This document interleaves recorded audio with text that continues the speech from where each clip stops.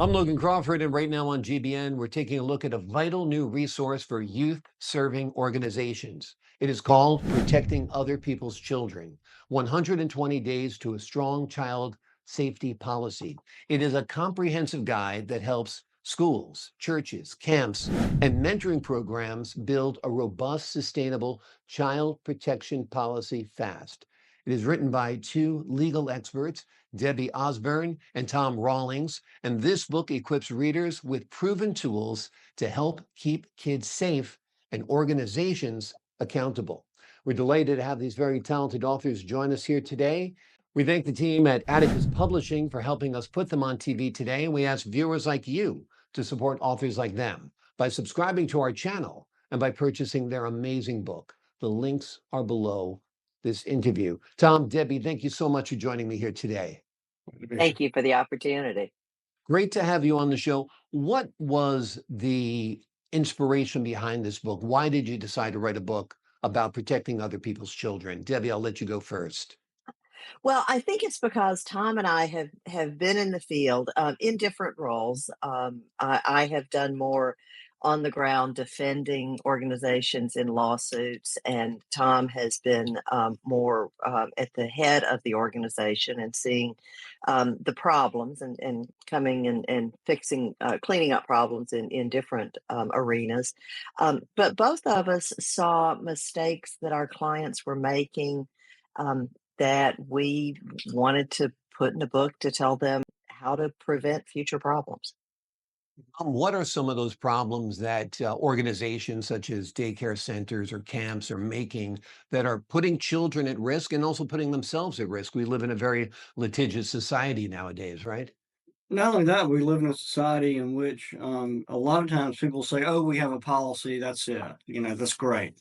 Well, I think what Debbie and I have seen, her, of course, mostly from the defending organizations stuck in these situations viewpoint, and me from having run organizations and worked in child welfare as a manager and leader for 25 years.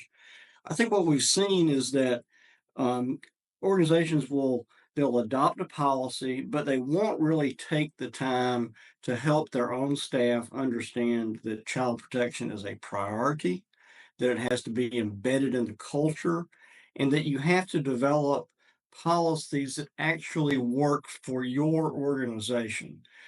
So as a result, what you often see is that something will happen, no one will report it, it will happen again, no one will report it, and then you end up with a scandal and the organization is all over the news. There's a litigation. We've seen this with the Boy Scouts, the Southern Baptist Convention, with international organizations. And so we're just really trying to share our experience in how you create the kind of organization that is able to fend off child abuse allegations. Talk to us a little bit about why a clearly defined child safety policy is so crucial. Tom has touched upon some of the reasons: accountability, legal exposure, and of course, keeping kids safe first and foremost.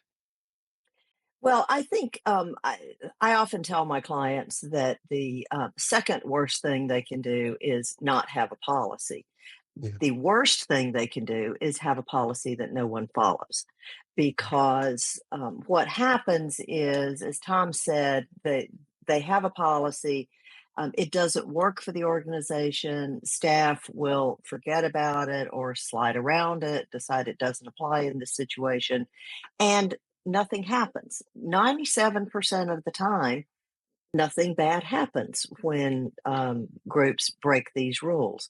So it becomes normalized to have a policy that says one thing, but the practice is something completely different. And so I think the main reason to have the policy is for child protection, but the secondary reason to have the policy is to have a professional staff that actually follows the rules that you have, that understands the reasons for them and the principles behind them, and can be professional in applying them to a variety of situations.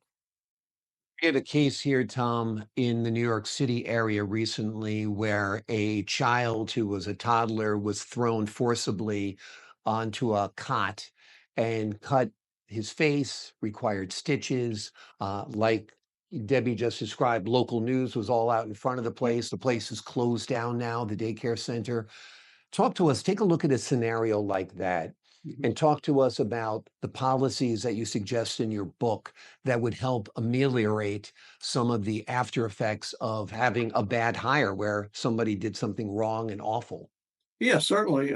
Logan, I think, of course, you start with making sure you don't have a bad hire. Yeah. So we talk a lot about vetting, and a lot of HR departments will simply run their usual background check. They'll call the prior employer.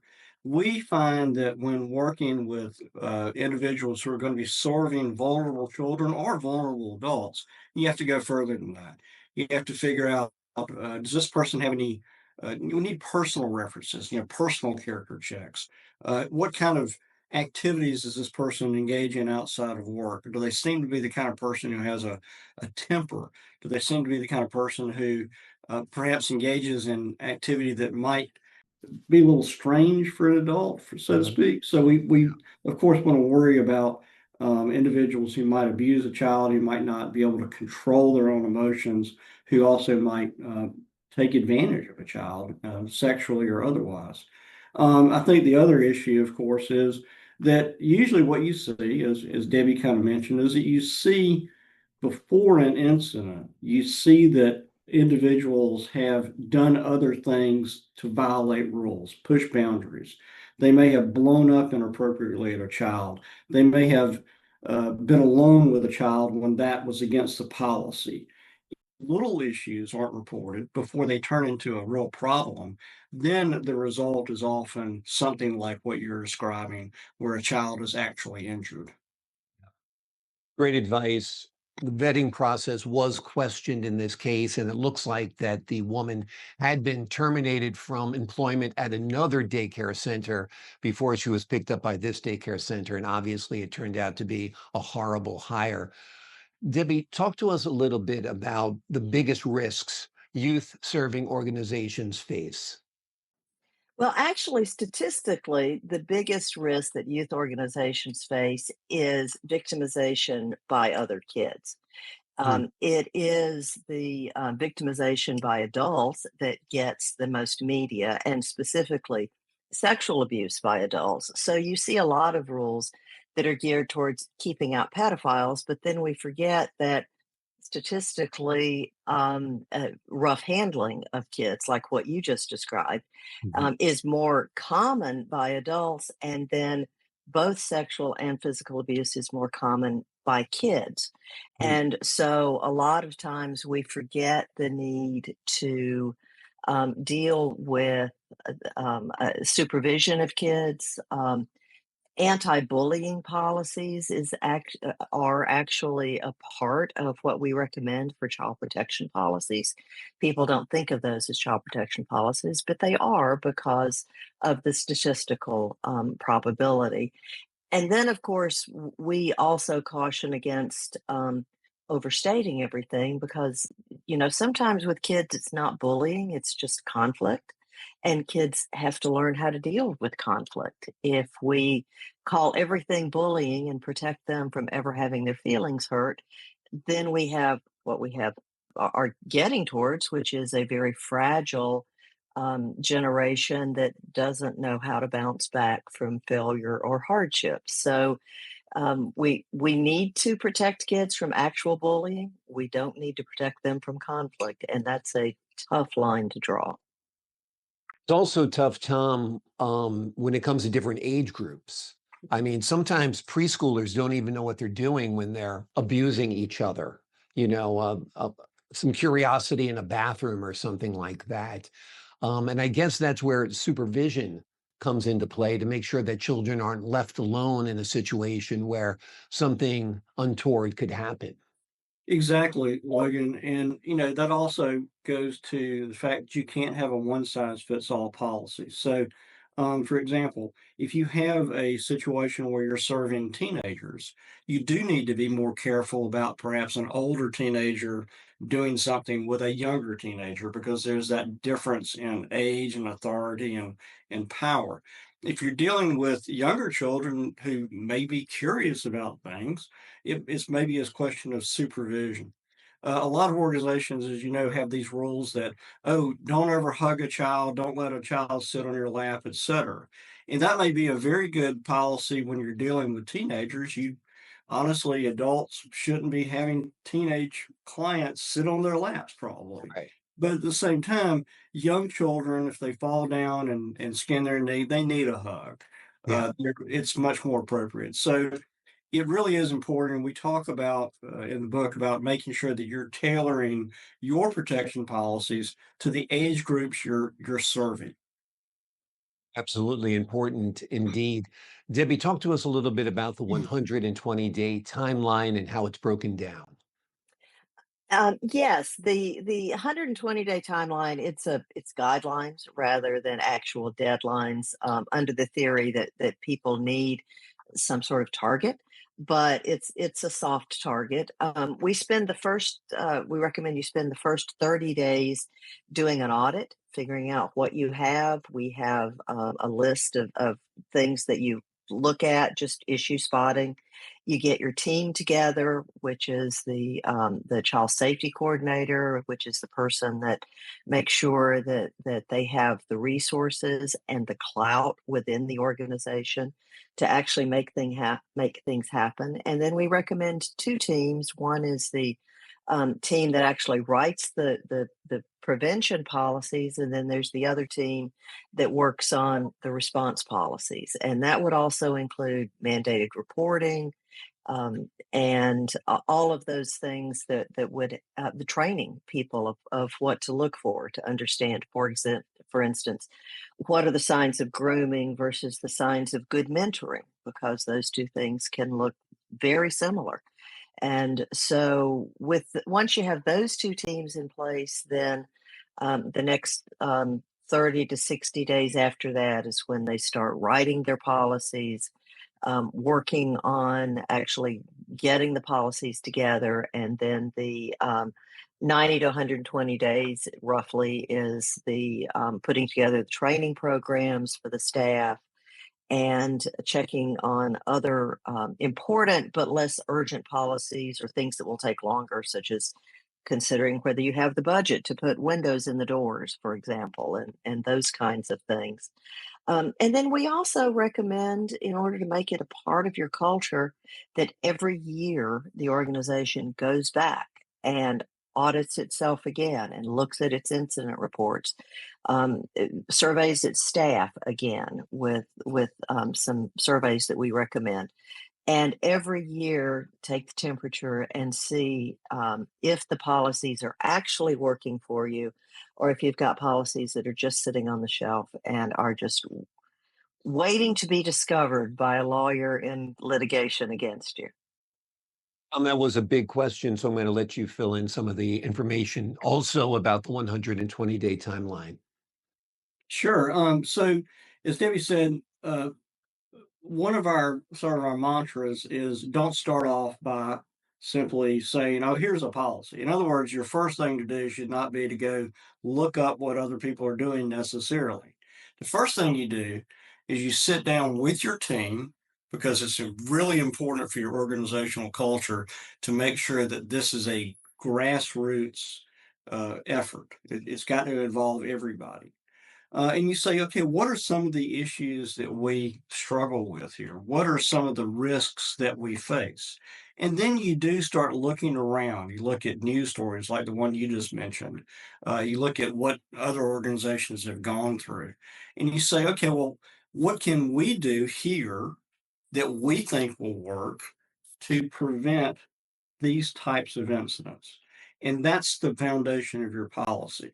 So you spend that first 30 to 60 days doing that.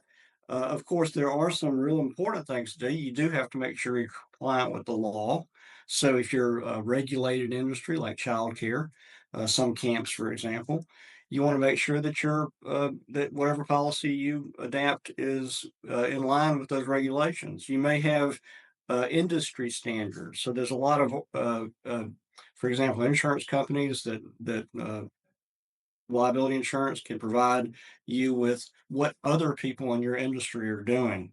The really important thing here is creating a policy that your frontline staff will believe in, will enforce, and believe is actually going to work to help them prevent children from being abused, neglected, or exploited.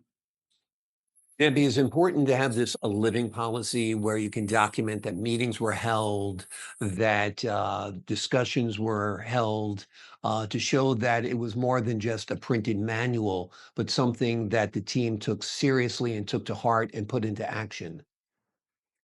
Yes, documentation is important, partly because we're lawyers and we love Mhm. paper.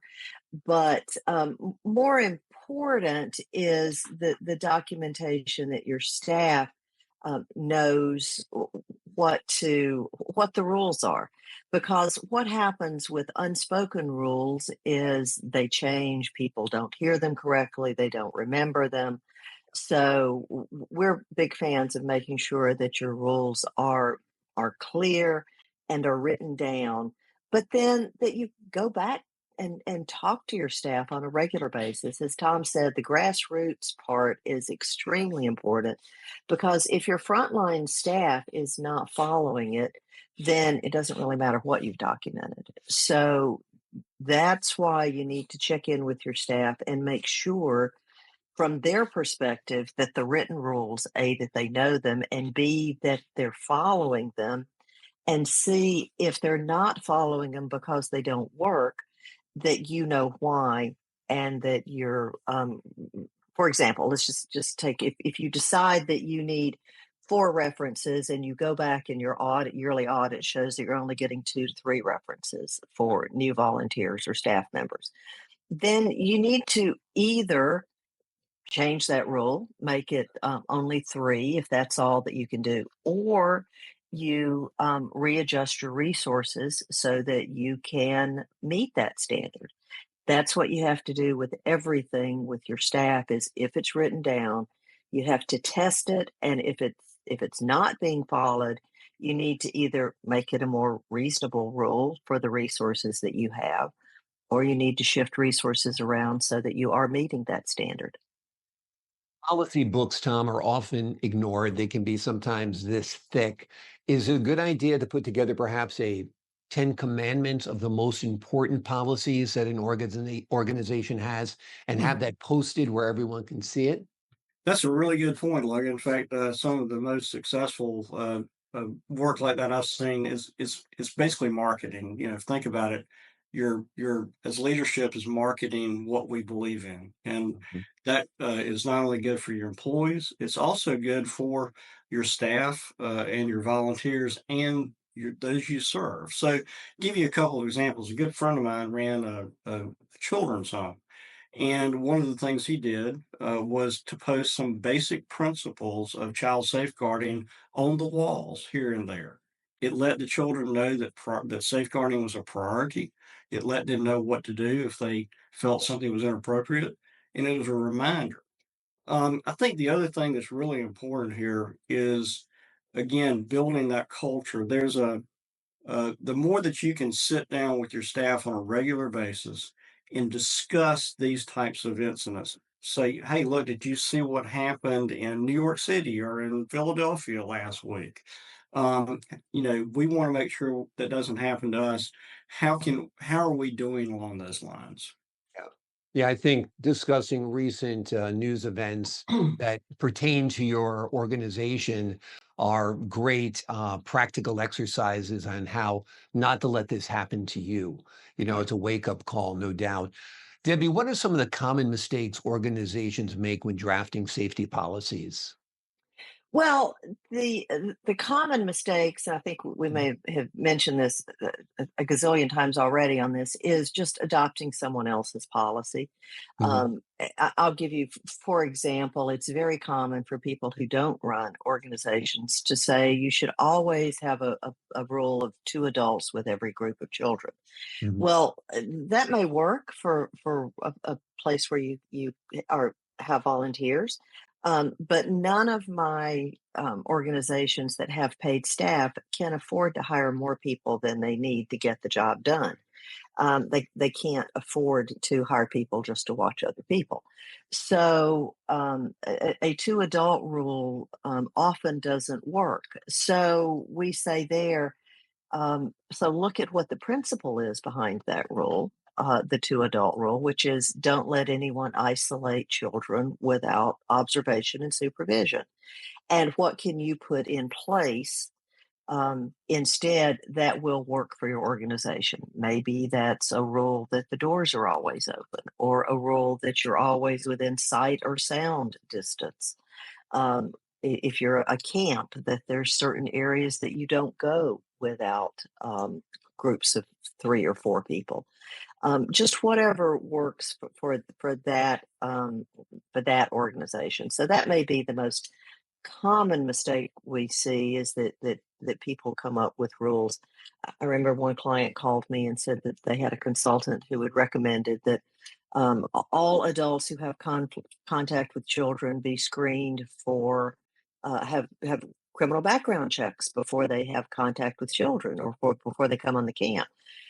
Which sounds good, but what do you do about the plumbers that need to come on a Friday night? right. Or this what this particular one was about. What do I do about Parents' Day Mm, when parents show up visiting the kids? So we talked through alternatives because it's just not realistic to demand that the parents submit to a criminal records check before they show up. So mm, that I would say would be first that they just adopt things without thinking it through. And then the second thing is assuming that because they've put it in a policy and because they tell their staff about it, the staff has internalized it. Um, Tom and I recommend that the policy that you don't have a child protection policy that is in one place, but that it's scattered throughout your organization, that you have some principles in the staff handbook. You have whistleblower principles in both the staff handbook and the student handbook, for example. mm. That the rules are in the places that they logically make sense for people to say, oh, okay, when if I'm a residential program, when I'm doing the lights out check, this is the check that I'm doing. And you put the various principles of your what is your child protection policy, but the different aspects of it are put in the place that you would expect to find it and expect it as part of the normal routine.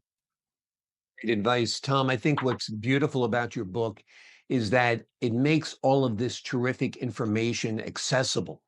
Because a lot of these organizations are mom and pop organizations. My family owned a daycare center where we took care of 30 children as a daycare center during the school year and the summer camp during the summer. And, we weren't talking to lawyers to draft child safety policies. We were Right. just having group meetings amongst the families. But a family business like that, this book is really essential, don't you think? Particularly in Absolutely. 2025. This Yeah, was absolutely. 1975. It was a little different. Yeah, and things have changed so much, as you know. Nowadays, there's a much greater awareness of child abuse. I think there's much more litigation that comes out of abuse. Yeah. States are beginning to take away their the statutes of limitations, so you can sue for something that occurred many years ago. And again, our goal here was to create something that could be adapted by the mom and pop organizations, as you said, or the large international organization that has many different types of programs working in different cultures in different countries. Because when you can create a culture of safeguarding, with these principles, then I think you don't have a policy. You have a child protective organization, not just a child protection policy. Yeah. Good advice again. Debbie, talk to us a little bit about your book providing either a checklist or a worksheet or how it helps simplify the process in putting together this guide. Well, the way the book is divided up is we have chapters where we talk about principles, and then at the end of the chapter we have checklists where they can take the checklist, or they can go to our website and download the checklist in 8.5 by 11 format if they prefer that.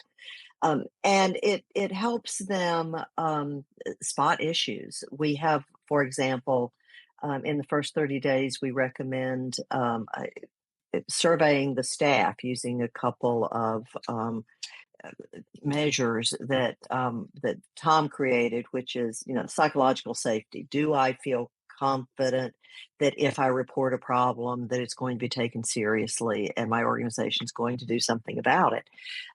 We have those in the book so that folks can recreate them and send them around to their staff.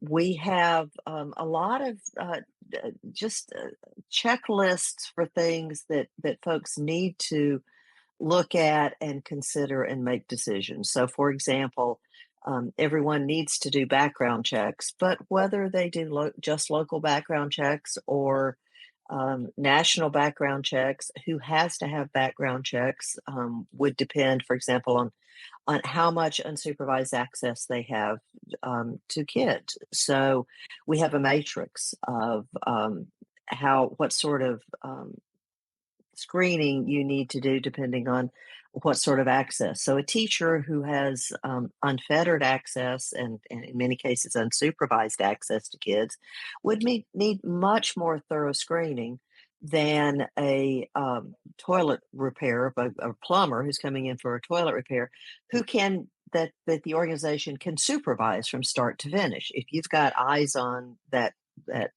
contractor, or you have them screened off where their work is in no way ever contacting the kids, you don't really need to have that level of screening. So we have those sort of practical things for folks to look at. We have suggestions about whistleblower policies. We don't have a lot of language because you got 50 states and a whole lot of jurisdictions, and I don't want to get into giving legal advice in states where I'm not barred. Yeah. So we talk about things to look for, and then things to talk to your local attorney about. We have suggested questions to ask in screening. A lot of HR departments don't realize that you can ask more questions of folks who are working with kids than you can someone who is not going to have contact with kids. So we have some suggestions for that. We have a checklist for responding to a significant incident, what you do and who you have who does it. And we recommend, we mentioned the training, and we recommend tabletop exercises as part of the training so that it's a way of building muscle memory, so that they know and they have talked through and they at least have some memory of what they're supposed to do when the crisis hits, because the thinking from step A to step B is not always easy for us in the middle of a crisis. And crises never happen when you expect them either. No. That's the child gets hurt unexpectedly, drowns unexpectedly, whatever it might be. And it's a tragedy for the staff, it's a tragedy for the organization, tragedy for the parents. But like you said, having strong policies in place can help everybody involved, maybe prevent that tragedy from happening in the first place, which is the bottom goal.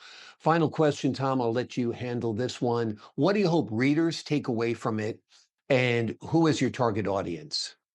So our target audience is really any organization that is working with, and not only children, really with vulnerable people. Mhm.